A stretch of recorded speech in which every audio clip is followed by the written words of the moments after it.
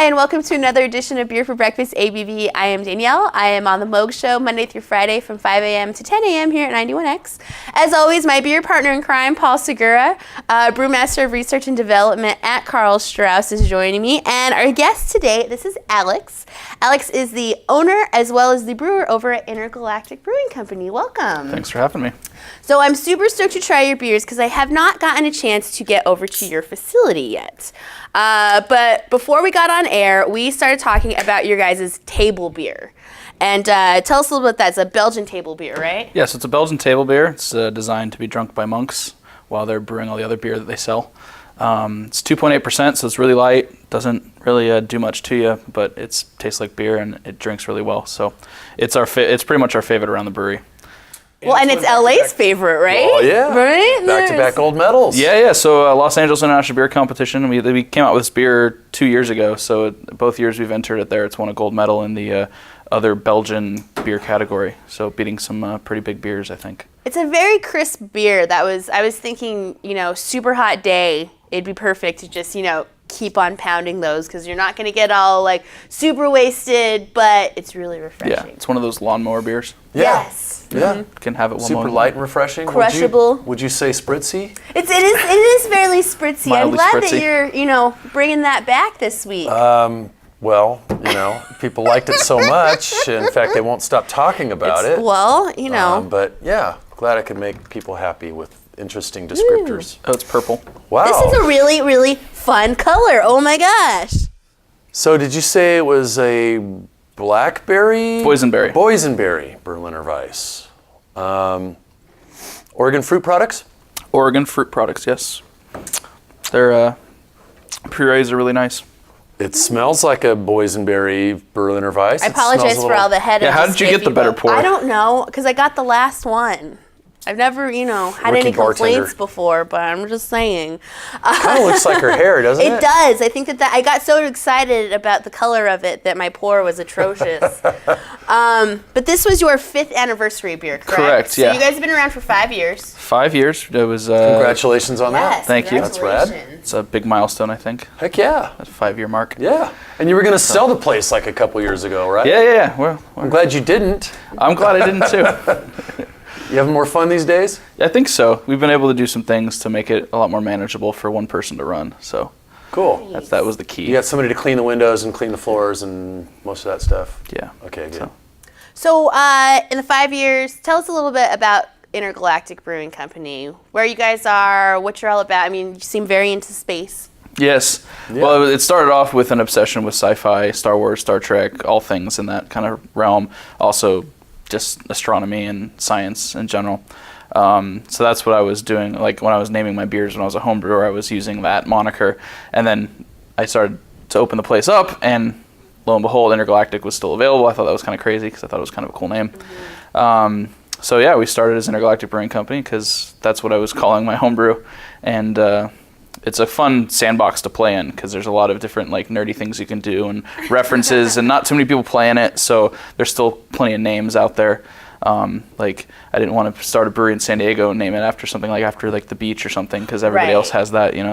It's like that's cool because it's San Diego, but there's only so many like surf jokes you can make about and that haven't been done already. So that was kind of a part of it too, but more along the lines is like I have fun with naming and everything like that, and then brewing a real large eclectic board of beers is kind of our thing. We're a 3-barrel brewery, so we brew a lot, and we brew a lot of different stuff. I think I saw on your website, how many taps do you guys have? So we have 20 taps. 20 taps, Mm-hmm. wow. Yeah, and we I think there's like 14 on right now, but for our anniversary last couple weeks we've had 20 on. We'll get back up to 20 in a week or so. This smells delicious. Kettle sour? Kettle sour, yep. Fair amount of tartness there. Yep. Ooh. Yep. Yeah. Comes that's across. Ooh, right there. Yeah. Right there. In the back of the mouth, yeah, on the teeth. Yeah. And what ABV does this come in at? It's 5%, so Okay. it's a little stronger than a traditional Berliner. Where I was going to call it an Imperial Berliner Weiss, but then people that are a like, thing? Well, I was trying to, but then I'm like, 5%, like, that just seems like normal for San Diego beers. Like, that's a normal Berliner in San Diego terms. Yeah. It should have been like 8% if I was going to call it Imperial, so we just... What'd you sour it with? Lactobacillus plantarum and Lactobacillus stilbrocki. So cool. a blend of those. They do really well, dropping the pH at different levels. Stone fruit kind of sourness. I'm not gonna lie, this kind of reminds me of wine a little bit. Sure. And I like that. Yeah, I mean, it's got a lot of boysenberry in it. A lot. Well, and I think the reason that it reminds me of wine is because I'm not super, like, I don't have this, like, crazy wine palate. They're, like, much more fruitier. And so, you know, like, an average wine drinker would be really offended by what I drink, which is probably why I enjoy this, because it's not wine, it's beer. Mm-hmm. I could drink a fair amount of this, I think. And the color is awesome. Yeah, people love seeing the color. Order it, and then the color comes out. They're like, whoa, that's really cool. Do you ever make this beer the base, but with a different fruit? So this was kind of a one-off beer for the anniversary. We do a Berliner Weiss that's like 3.8%, and we add syrups to that one. Okay. That give it a little sweetness because they're like. So like the traditional syrups, the woodruff and the raspberry? We'd use raspberry. I have actually gotten woodruff. It's a little hard to come by in the States. It is. What is woodruff? Woodruff is it's sort of a piney, sprucey flavored syrup, and it makes the beer like bright green. Yeah. Oh, DP green? Yeah. No. That's a shame. That would be bonus, wouldn't it? It would be bonus. Sorry, no. Be like a shamrock shake or something. Shamrock. I don't think you pee green when you have a shamrock shake either. I've heard stories. You might want to go consult a doctor for that one. Yeah. This is a tasty beer though. I like it kind of like sticks with you on the back of your tongue. Yeah, we've been describing to people like it's like a smoothie beer because it's got a lot of fruit to it, and the tartness kind of reminds you of sherbet.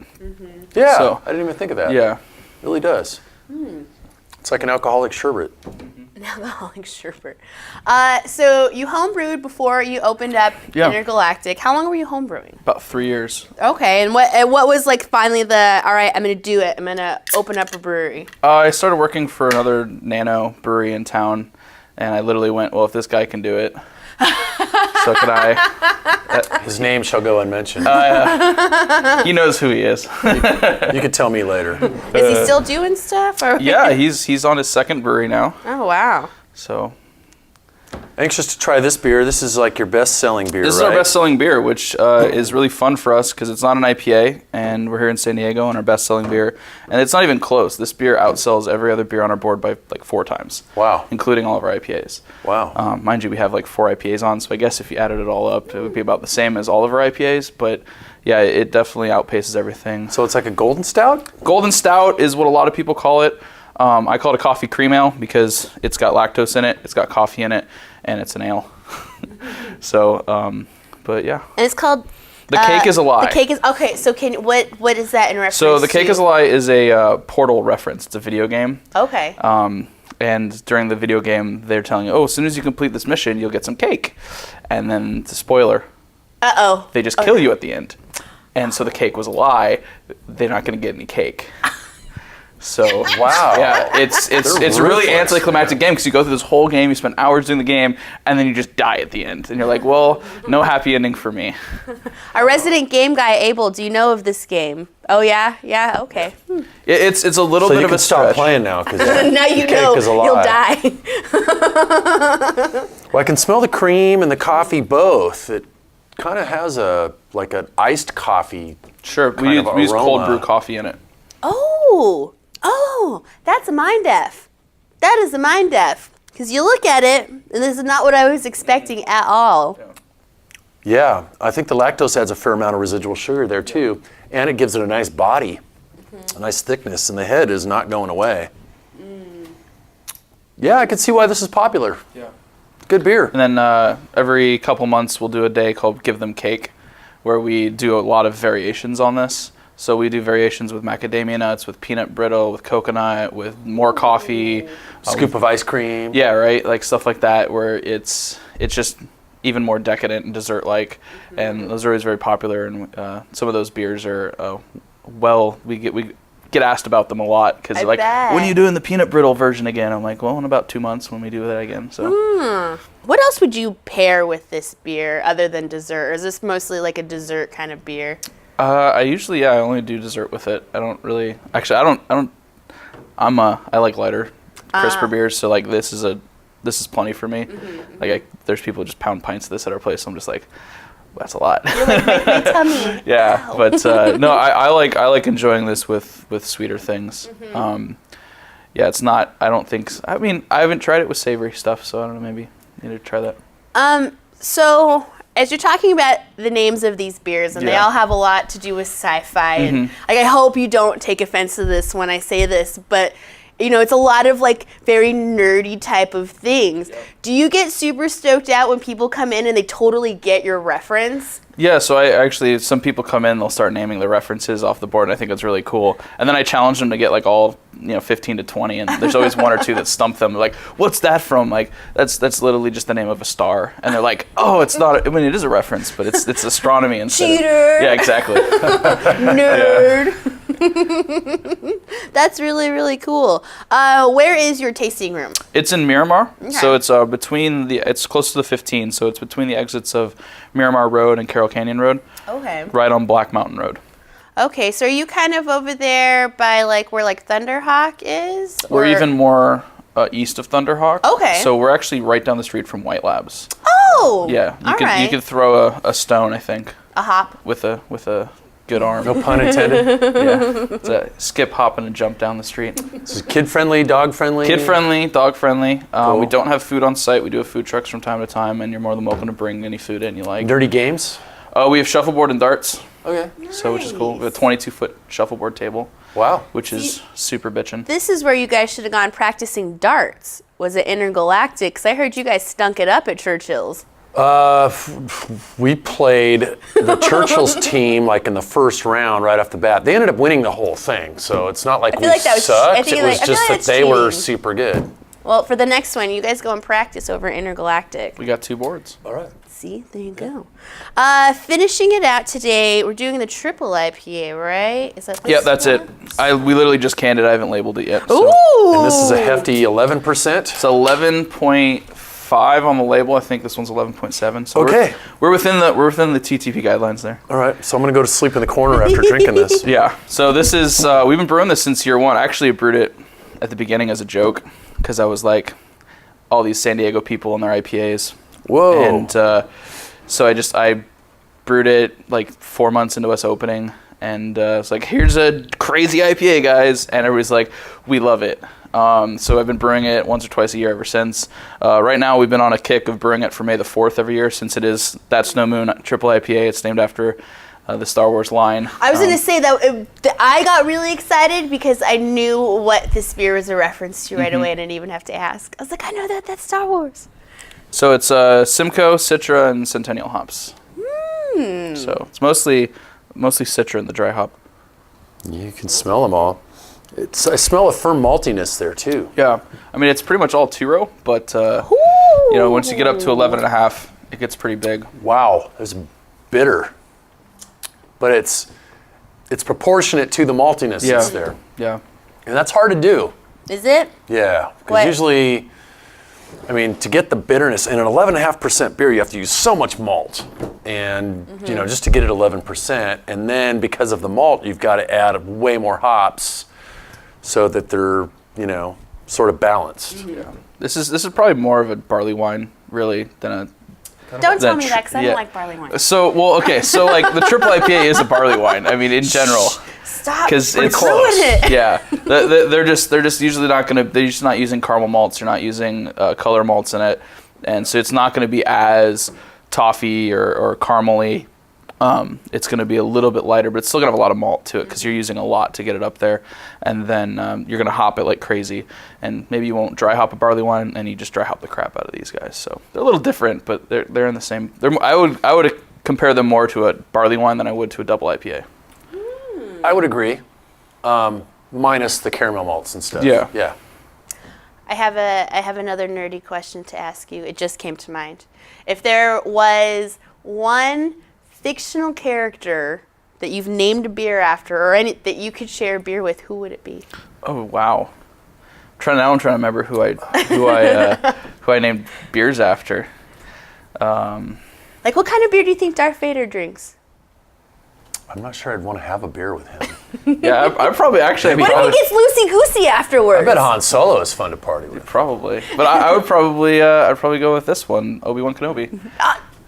Because this is Obi's line, and it's no moon, it's a space station, and yeah, it'd be fun to have a beer, especially if it was actually just Ewan McGregor, and then I could like lightsaber battle him. Heck yes! That'd be cool.